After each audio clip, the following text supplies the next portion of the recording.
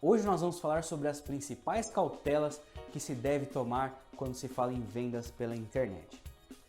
O cenário de isolamento social causou uma série de mudanças na nossa rotina. A transformação digital se impôs ao comércio e as empresas que ainda não estavam no e-commerce tiveram que se adaptar.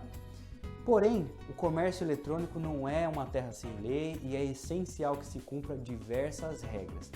Existe um decreto que regulamenta o comércio eletrônico no Brasil e ele traz uma diversidade de normas que devem ser cumpridas quando se faz uso das plataformas de venda pela internet. De forma geral, o primeiro item que nós destacamos é a necessidade de esclarecer para o consumidor o seu direito de arrependimento. Para quem não sabe, o consumidor tem o direito de se arrepender em até 7 dias nas compras feitas tanto pela internet quanto por catálogos, justamente por ele não ter acesso ao produto. Então existe essa proteção legal que deve ser destacada pelo vendedor no momento da exposição do produto. Outro item essencial é em relação à proteção dos dados pessoais desse consumidor, que desde 2013 com o decreto já havia essa preocupação, mas com a Lei Geral de Proteção de Dados que entrará em vigor em alguns meses, nós já temos bem claro a necessidade da proteção à intimidade e à privacidade dos dados do consumidor. Em relação ao vendedor, nós destacamos que é essencial que ele demonstre os seus dados pessoais, como por exemplo o CNPJ ou CPF, em caso de vendedor pessoa física, assim como o endereço tanto da sede da empresa quanto o endereço eletrônico, para que o consumidor possa se comunicar, para que o consumidor possa interagir eventualmente com a empresa fornecedora.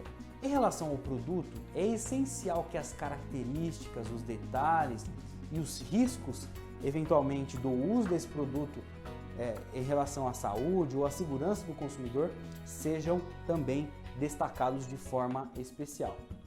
Inclusive, a empresa deve informar todas as taxas, custos ou despesas que o consumidor deverá pagar, seja com seguro, seja com frete, seja qual título for, isso deve ser expressamente demonstrado para o consumidor.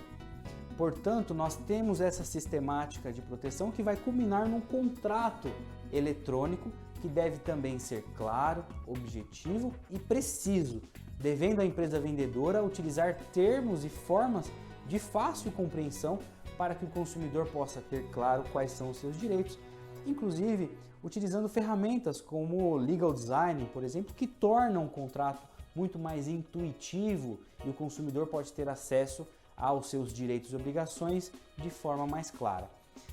Existe também, nesse sentido, uma exigência do decreto que obriga a empresa a fornecer um sumário, ou seja, um resumo dos itens essenciais do contrato. Isso faz com que o consumidor tenha, de forma objetiva, algumas limitações eventualmente que o contrato possa trazer ao seu direito. Em relação ainda à proteção de dados no e-commerce, é importante destacar que itens sensíveis, por exemplo, ou o consentimento sobre o uso dos dados pessoais deve ser especialmente aceitos. Esse consentimento deve ser especialmente aceito de uma forma destacada, que não meramente constante no contrato. Por fim, pessoal, o decreto exige que haja um serviço de atendimento ao consumidor, de modo que as informações eventualmente solicitadas sejam prestadas pelo consumidor, sejam tiradas dúvidas e que eventuais demandas, reclamações possam ser resolvidas, devendo o fornecedor, nesse caso de reclamação, responder ao consumidor em até 5 dias.